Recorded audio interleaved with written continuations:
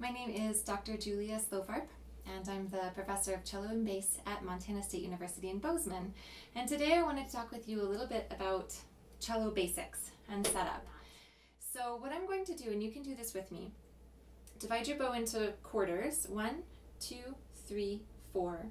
And we're going to start by playing just 2 bows per open string, starting with C, and going all the way from the hand to the tip on the down bow and the tip to the hand on the up bow.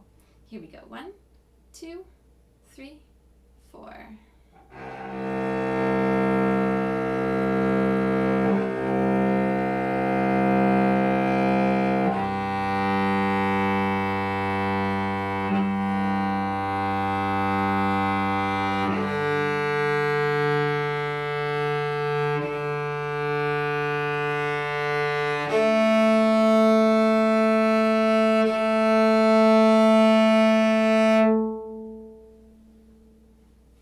And next I want to add in layers, so different things to think about.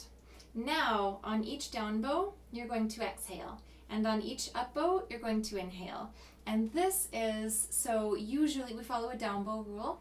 Usually we breathe before we start, we exhale into our music. And so this practices that motion. Then I'm going to add one more thing, and that is to think about the arm being allowed to be a pendulum.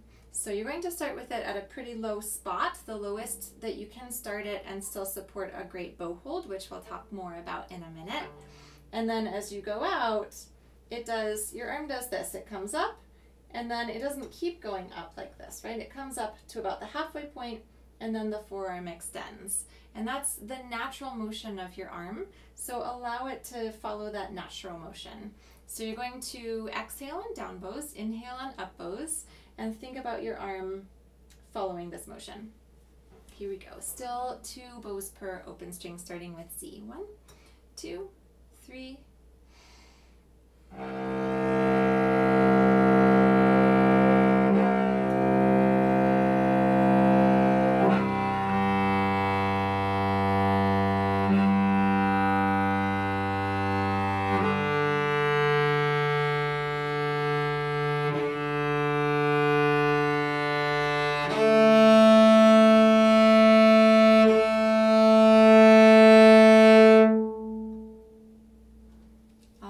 Next layer, things to think about.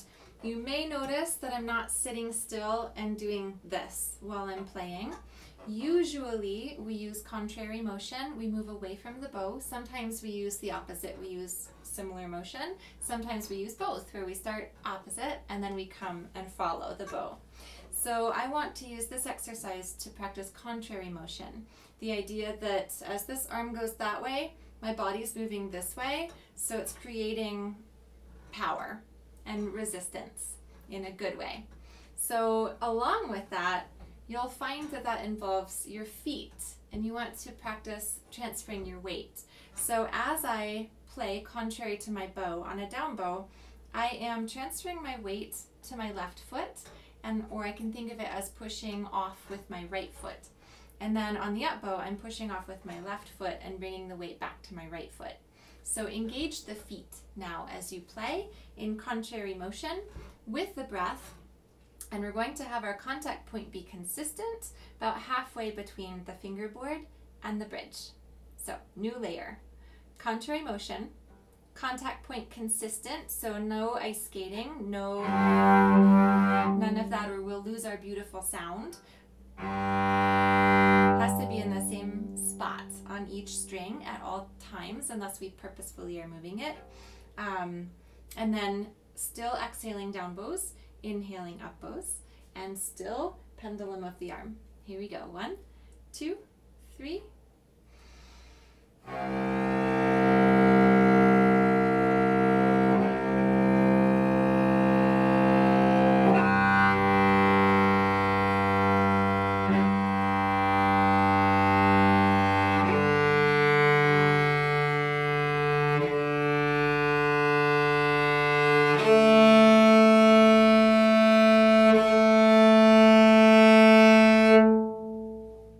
One more layer, and that is to think about bow hold.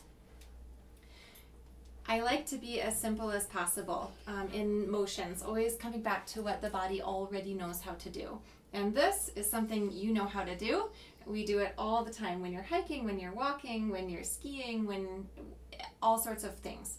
So you want the fingers to all remain curved and natural. And if you just hang your hand this way, flip your hand over, you'll notice all fingers are curved. Thumb is more curved when I flip it this way, and it's more straight when I hang it that way.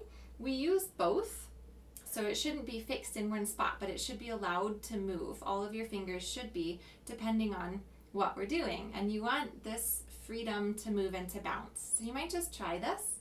Make sure that you can flop your hand, be comfortable, and then hang your hand and practice pouring some water out to this side. So like you're holding a cup and you're pouring it this side.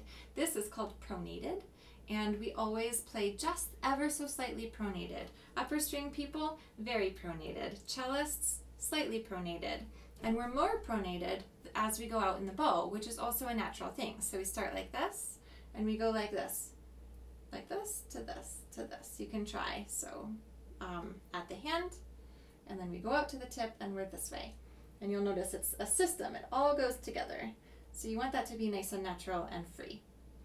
So what that means on the bow, thumb connects half on the frog, half on the stick, and thumb is straight to slightly curved. It has to be able to move. So none of this where it's super pronated, super curved, and none of this where it's locked this way. As soon as you do either of those things, you lose your mobility. And mobility and flexibility is where all of our power and beauty and nuance comes from.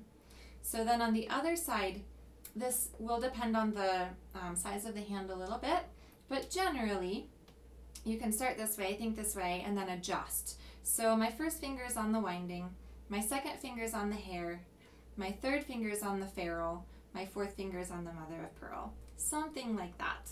So that you have a spot for each finger. Each finger has a job.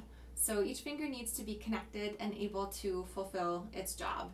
And then the whole system should be loose and balanced, and you should be able to wiggle like so. So make sure you try that.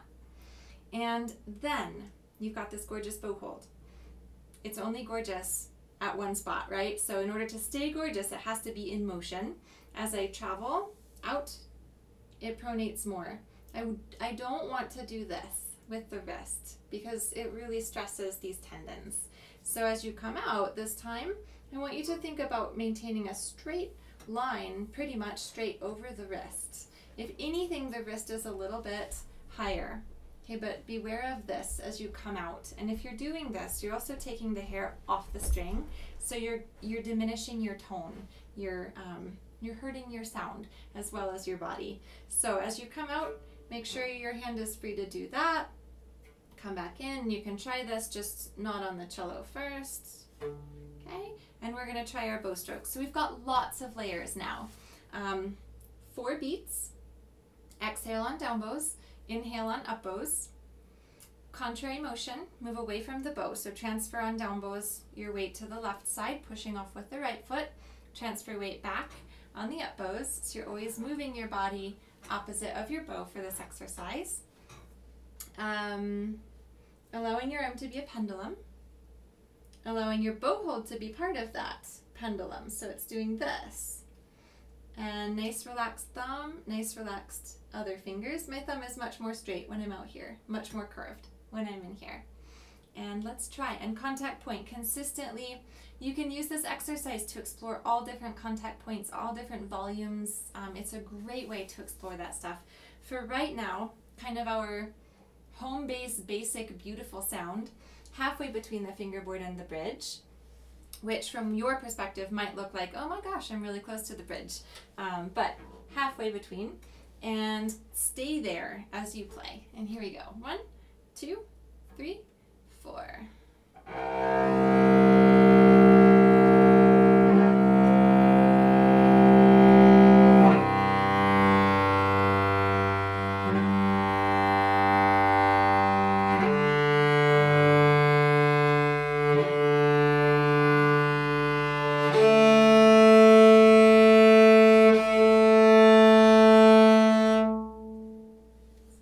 When you're on the C string, your angle has to be pulled in towards you, and I think of it like steering a bike to the right. Take the handlebars and steer your bike to the right. It's quite a bit. So when I'm close to the hand, it's pretty much going straight through the middle here.